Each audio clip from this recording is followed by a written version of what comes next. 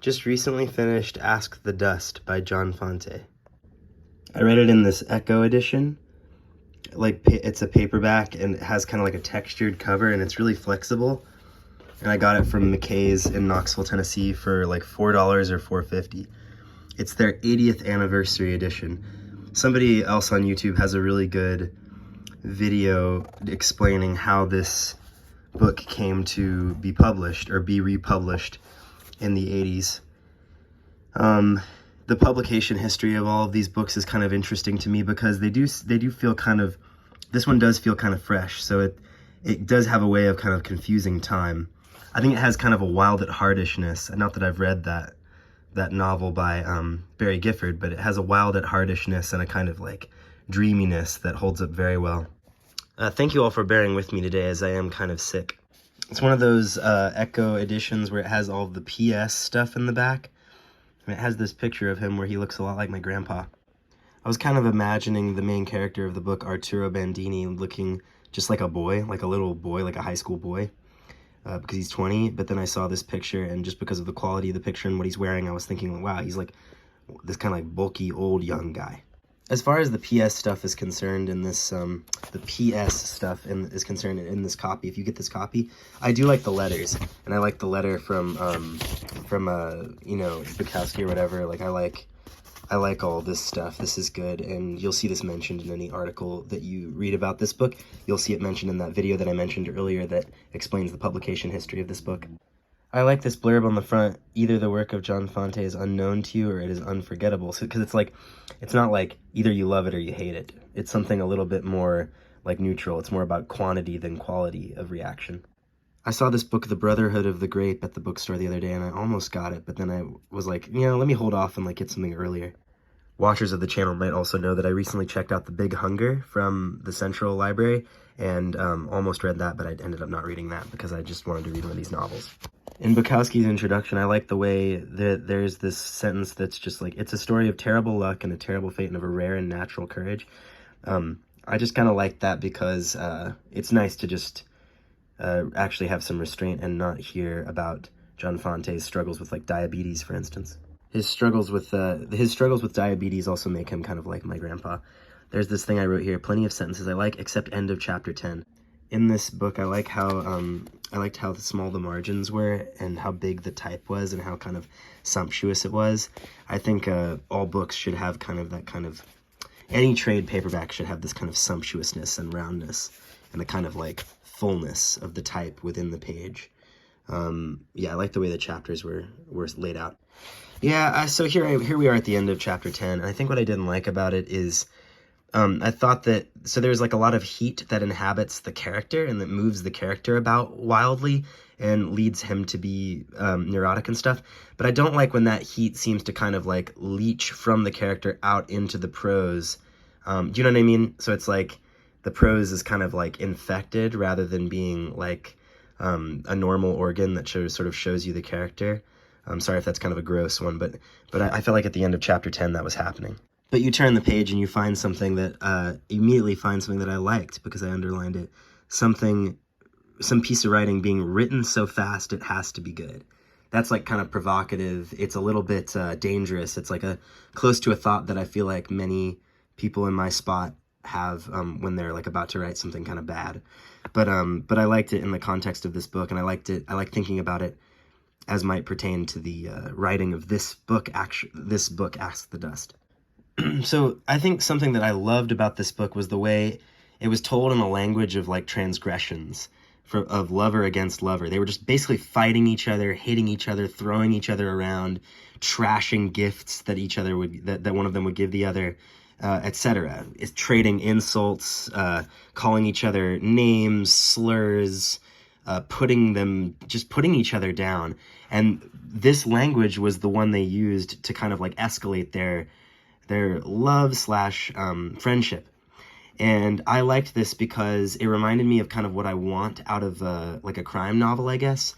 I want this kind of like escalation, and I want characters to kind of speak in a language of transgression that allows you to kind of think about things that are the opposite of what you would do in real life and kind of follow them to a logical conclusion. I like that feeling. I think definitely reading this after reading some Hemingway made me feel like novels of this era, like it gave me a bunch of vague but pervasive thoughts about like how the prose of books of this era, like 1939, might have been affected by Hemingway's prominence. I turned to this page because this is the one where the particular particular transgression is that he gives his story that he wrote to Camilla, and she just tears it up and throws it away, and she does it while just like mocking it and laughing with her friends, and it was really, really cool. The extremity of this image and of this gesture is kind of what I want out of fiction all the time. I also love like an extremity of attention paid to things that aren't this extreme, but there should be some sort of like extremity to fiction, maybe, for it to feel good and to feel like justified. And then like this scene really delivered that for me. The good days, the fat days. This is like a period of writing where you could make a novel and then sell it for $500 and buy yourself a Ford. If you like wish fulfillment, in that vein, you're going to enjoy reading Ask the Dust. Also, if you just like novels that are full of like an LA-ness, you're going to really like this book. And I like books that are full of an LA-ness. I want it to feel like sunshine when a kid is going out skating in California and like breezes blowing through the palm trees, etc. That's kind of why I like my crime novels. Anyway, yeah, there's this, so if you like California or writing, you're going to like this book. And if you're okay with reading like a romance novel for boys, you know, please read this. There's a cool way that the book seems to want to become like a chase novel or some sort of like mystery about like where she's going. And I could see this book having like a kind of Bolaño-ish like second massive rambling part where like he's actually like chasing after Camilla and like finds Camilla and a bunch of crazy other shit happens. But that's kind of like the maximalist thing that would not be a part of this novel published at this time that it was published.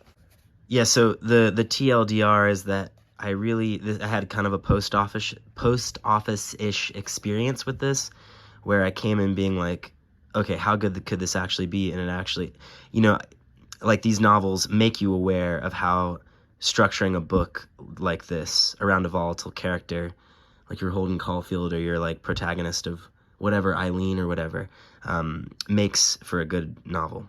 Now that I'm done reading it, I plan on having some more cough drops and also getting over to this, getting back to Across the River and Into the Trees. I just read a scene in Across the River and Into the Trees that was so touching, actually, this conversation. Another example of the like satisfying extremity was when he puts down Sammy's story. It's so good. It's such a blow. There are so many blows being traded in this book, and it makes you realize that you don't have to make characters that behave decorously, and you can do that like to the point of absurdity. Like they can just be like absurdly undecorous, and that can just be a way of, you know, vaulting over the walls in your own imagination, you know? And oh my gosh, the Helfrich stuff is crazy. The Helfrich stuff is really well written. It looks really good. It's got like it's got some horror elements to it, and that's a splendid character and series of scenes. You could almost like divorce the Helfrich narrative from, first of all, what a good name, Helfrich. You could almost divorce it from the rest of the novel and like enjoy it as like it's a great just 30-page story of its own. There's also this character Hackmuth, this editor of what's the publication? Dang, I kind of forget. But he exerts, wow, what's the focus doing? He exerts a whole lot of influence on the main character Arturo Bandini, and it's really exciting how much influence he wields and how much power this character holds, even though you never, and no, I mean, this isn't really a spoiler, but Hackmuth is only ever a character that's corresponded with and dreamed about, and it never shows up in the book.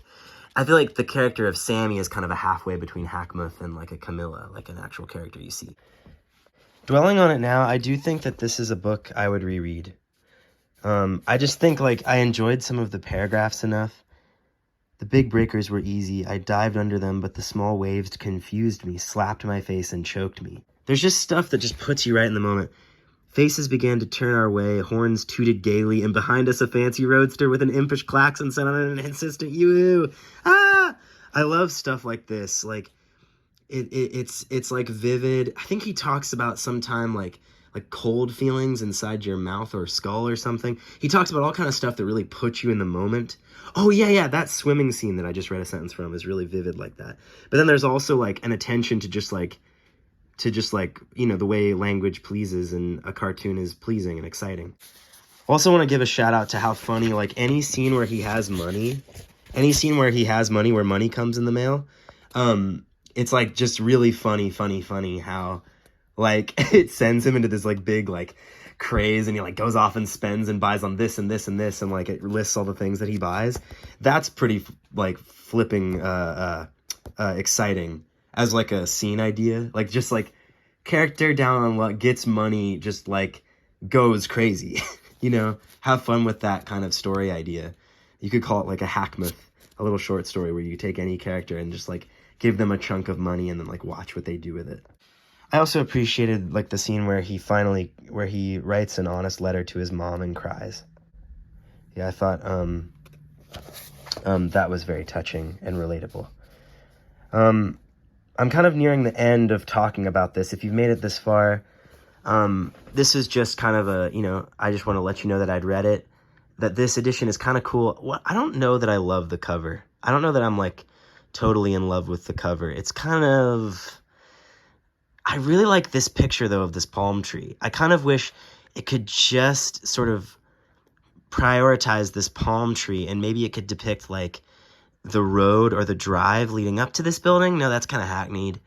Maybe it could have like the bottom of this image is like filled in with like an illustration that depicts like in pencil, maybe with some like typed up letters, some of the events of the novel, showing that kind of in the head, like in the air, you have this wonderful gritty photograph of Los Angeles, but then down on the floor, you have these cartoonish characters having this, that, and the other violent experience. Should you choose to read this novel, let me know what you think. If you have any opinions about what I should read next, please let me know. I'm going to continue reading Across the River and Into the Trees. And maybe something else. Like I might read out loud to myself some more of Rivers and Mountains and so forth.